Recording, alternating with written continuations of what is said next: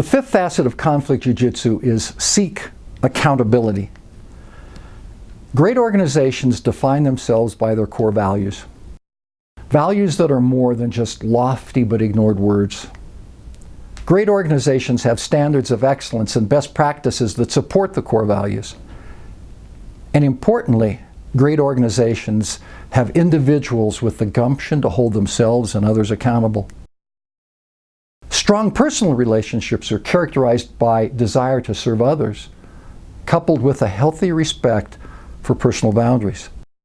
Be it with kids, friends, lovers, clients, or coworkers, without enforced boundaries, dysfunction results and sometimes even abuse.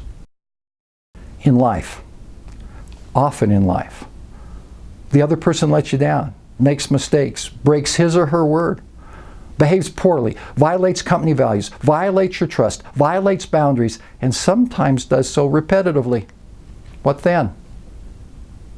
How can you bravely hold the other person accountable while remaining respectful? And what if the person who needs to be held accountable holds some power over you? An important but disrespectful customer, or perhaps a boss who could fire you? What then? The ability to confront simple, innocent mistakes and more significant bad behavior is critical.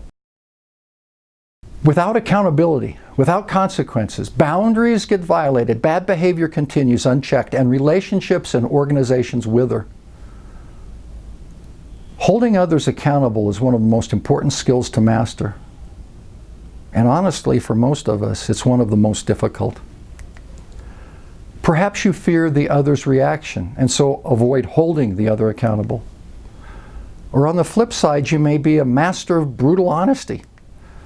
But perhaps you found that the brutal part of brutal honesty undermines your relationships, brings resentment, and at best merely gets you grudging compliance.